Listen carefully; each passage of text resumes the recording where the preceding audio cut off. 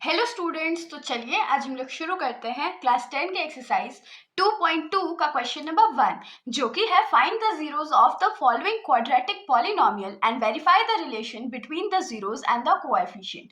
तो इस क्वेश्चन में हम लोग को क्या बोला गया है कि नीचे जितने भी क्वाड्रेटिक पॉलिनोमियल दिए गए हैं, सबसे पहले तो हम लोगों को उनका जीरोस फाइंड करना, और क्योंकि इसका पावर 2 है, हाईएस्ट पावर क्या है 2 है, तो इसके 2 जीरो निकलेंगे और उसके बाद कोएफिशिएंट के साथ इसका जो रिलेशनशिप है वो भी हम लोग को वेरीफाई करके बताना है।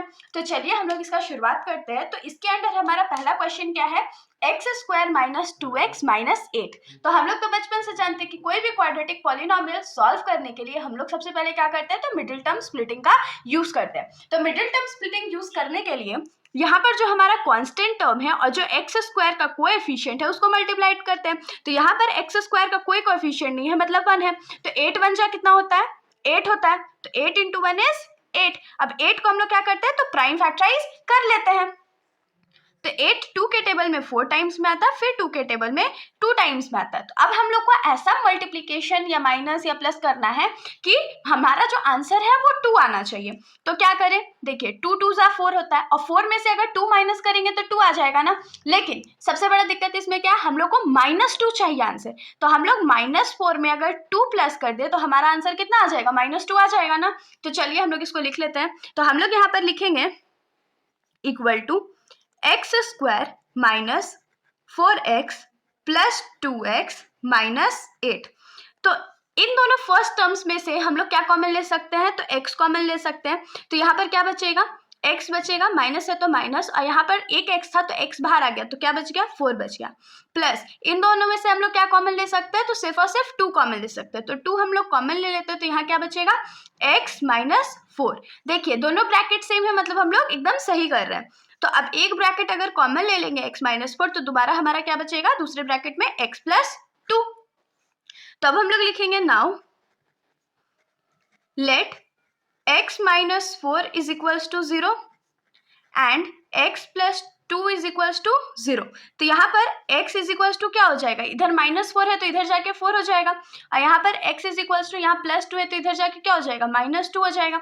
तो यहाँ पर हमारे पास 2 वैल्यू बचा है x का, जो कि है 4 और ये 2 -2। तो अब हम लोग क्या करते हैं, हम लोग लिखेंगे let alpha is equals to 4। Alpha हम लोग 4 को मानते हैं और बीटा हम लोग किसको मानने वाले हैं, तो -2 को। तो अब हम लोग इसमें लिखेंगे sum of zeros. Sum of zeros क्या हो जाएगा, मतलब x का जो वैल्यूज है जो कि है 4 और -2, उसका सम क्या होगा। तो सम ऑफ जीरोस क्या है, तो अल्फा प्लस बीटा, जो कि क्या हो जाएगा, तो 4 प्लस -2।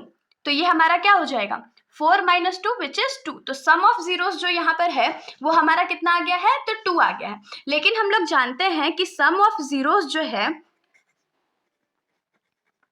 या अल्फा प्लस बीटा जो है वो क्वेश्चन के अकॉर्डिंग क्या होता है, तो -b/a के बराबर अगर हुआ तो हमारा जीरोस वैलिड है, वरना जीरोस जो है वो वैलिड नहीं है। तो -b/a, तो क्वेश्चन पे वापस आते हैं। यहाँ पर b का वैल्यू क्या है, या a इज इक्वल्स टू क्या है, 1 है, b इज इक्वल्स टू क्या है, -2 है, और c इज इक्वल्स टू क्या है, -8 है। तो अब हम लोग इसको यहाँ पर यूज करेंगे। तो माइनस है और b का वैल्यू हमारा क्या है, -2 है, और a का वैल्यू क्या है, तो 1 है। तो माइनस माइनस प्लस हो गया, और ये 2/1 क्या होता है, तो 1 होता है। तो देयरफॉर हम लोग क्या लिखेंगे, alpha plus beta is equals to -b/a which is 2। ये हमारा सम ऑफ जीरोस जो है वो वेरीफाई हो चुका है। अब सेकेंड हम लोग क्या वेरीफाई करते हैं, तो प्रोडक्ट ऑफ जीरोस। तो अब हम लोग लिखेंगे product of zeros. Product of zeros हमारा क्या हो जाएगा, तो अल्फा इंटू बीटा, या उसको आप लोग सिंपली अल्फा बीटा भी लिख सकते हो। तो अल्फा का वैल्यू हमारा क्या है, 4 है, इंटू बीटा का वैल्यू क्या है, तो -2 है। तो 4 2 सा कितना होता है, 8 होता, और माइनस का साइन था तो -8 हो गया। ये हमारा प्रोडक्ट ऑफ जीरोस था। और दूसरा जो हमारा होता है प्रोडक्ट ऑफ जीरोस का फॉर्मूला, वो क्या होता है, तो प्रोडक्ट ऑफ जीरोस किसी भी क्वाड्रेटिक इक्वेशन के लिए होता है c/a, मतलब c का जो वैल्यू है डिवाइडेड बाय a का जो वैल्यू है इक्वेशन में। तो c का वैल्यू हमारे इक्वेशन में है -8 और a का वैल्यू है 1, जिसको हम लोग डायरेक्टली -8 लिख सकते हैं। तो यहाँ से हम लोग क्या लिख सकते हैं कि देयरफॉर अल्फा बीटा का जो वैल्यू है वो c/a के इक्वल है, जो कि है -8। तो हमारा जो क्राइटेरिया था वो यहाँ पर वेरीफाई हो गया ना, तो इसीलिए हम लोग क्या लिखेंगे कि हेंस वेरीफाइड। तो इसके साथ हमारा ये जो सॉल्यूशन है ये यहीं पर खत्म हो जाता है। हम लोग इस क्वेश्चन के सारे पार्ट्स अलग अलग वीडियो में कवर करेंगे। तो अगर आप लोगों को सॉल्यूशन समझ में आया होगा तो वीडियो को लाइक कर दीजिएगा और मेरे चैनल को बिना सब्सक्राइब किए कहीं मत जाइएगा। Thank you.